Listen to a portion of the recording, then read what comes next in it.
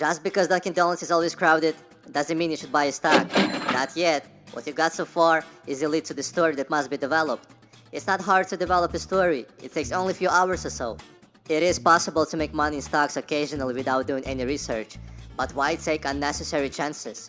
Remember, investing without research is like running through a dynamite factory with the burning matches. You may live, but you're still an idiot. To develop a story, first thing Peter Lynch does is to establish the size of the company relatively to others in the same industry, then place it in one of these 6 general categories: slow growers, stalwarts, fast growers, cyclical, asset play, and turnarounds. Those are 6 categories cover all useful distinction every investor has to make. Slow growers are large mature companies.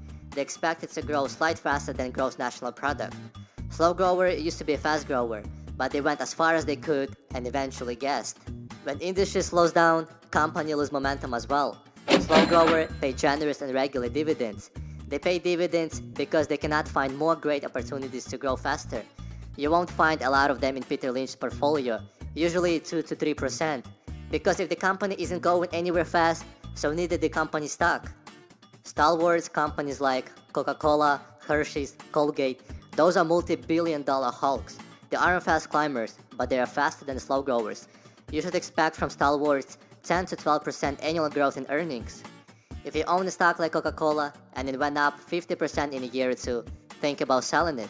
Lynch always keeps some stalwarts in his portfolio because they offer pretty good protection against recession and hard times.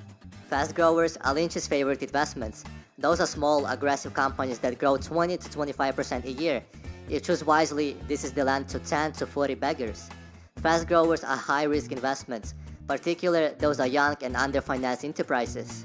Underfinanced companies with a lot of headaches usually end up in Chapter 11. Fast growers are high winner in the stock market. Look for one with a good balance sheet and substantial profit. The trick is to find out when they stop growing and how much to pay for the growth. Those upstairs enterprises learn to succeed in one place and then duplicate a winning formula over and over again. The expansion to new markets tends to accelerate earnings and drive stock to new highs. A cyclical company whose sales and profits rise and fall in regular if not predictable fashion. In growth industry, businesses keep expanding, but in cyclical industry, it repeatedly expands and contracts. Autos, airlines, tire companies, steel companies, and chemical companies are all cyclical. They go up and coming out of the recessions. Those stocks rise much faster than stalwarts. This is understandable since people buy more cars and take more flights in prosperous economy. On contrast, cyclical go down much faster in the bad times.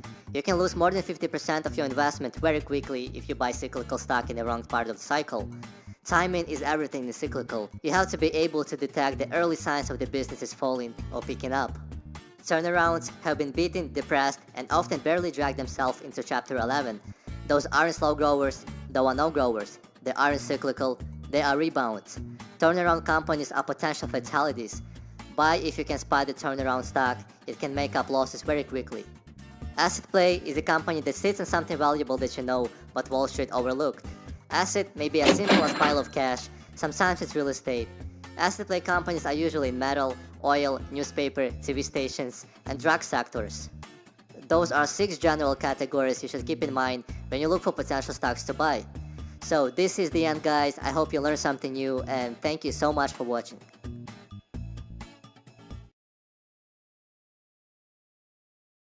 I frankly think it's a tragedy in America that the small investor has been convinced by the media, the print media, the radio, the television media, that they don't have a chance, that they don't, the big institutions with all their computers and all their degrees and all their money have all the edges, and it just isn't true at all.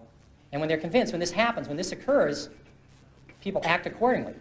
When they believe it, they buy stocks for a week, and they buy options, and they buy the Chile fund this week, and next week it's the Argentina fund, and they get results proportional to that kind of investing. And that's very bothersome. I think the public can do extremely well in the stock market on their own. I think the fact that institutions dominate the market today is a positive for small investors. These institutions push stocks on unusual lows, they push them on unusual highs. For someone that can sit back and have their own opinion and know something about industry, this is a positive. It's not a negative. So that's what I want to talk about. And the single most important thing to me in the stock market for anyone is to know what you own. I'm amazed how many people own stocks They would not be able to tell you why they own it. They couldn't say in a minute or less why they own it. Actually, if you really press them down, they'd say the reason I own this is the sucker's going up. I mean, that's the only reason. That's the only reason they own it. And if you can't explain, I'm serious, you can't explain to a 10-year-old in 2 minutes or less why you own a stock, you shouldn't own it. And that's true, I think, about 80% of people that own stocks. I made 10 or 15 times my money in Dunkin' Donuts. Those are the kind of stocks I can understand. If you don't understand it, it doesn't work. This is the single biggest principle. And it bothers me that people are very careful with their money. The public, when they buy a refrigerator, they get a Consumer Reports. They buy a microwave oven, they do that. They ask people what's the best kind of radar range or what kind of car to buy. They do research on apartments. When they go on a trip to Wyoming, they get the Mobile Travel Guide, or California. When they go to Europe, they get the Michelin Travel Guide. People will hear a tip on a bus on some stock, and they'll put half their life savings in it before sunset, and they wonder why they lose money in the stock market. And when they lose money, they blame it on the institutions and program trading. That is garbage. They didn't do any research. They bought a piece of junk. They didn't look at the balance sheet, and that's what you get for it. And that's what we're being driven to, and it's self-fulfilling. The public does terrible investing, and they say they don't have a chance. It's because that's the way they're acting. I'm trying to convince people there is a method. There are reasons for stocks that go up. Coca-Cola, this is very magic. It's a very magic number. Easy to remember. Coca-Cola is earning 30 times per share what they did 32 years ago. The stock has gone up 30-fold. Bethlehem Steel is earning less than they did 30 years ago. The stock is half its price of 30 years ago. Stocks are not lottery tickets. There's a company behind every stock. If a company does well, the stock does well. It's not that complicated. People get too carried away. And first of all, they try and predict the stock market. That is a total waste of time. No one can predict the stock market.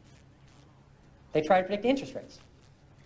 I mean, if anybody would predict interest rates right 3 times in a row, they'd be a billionaire. Considering there's not that many billionaires on the planet, it's very, I had logic, so I had a syllogism and studied these when I was at Boston College. There can't be that many people who can predict interest rates because there'd be lots of billionaires.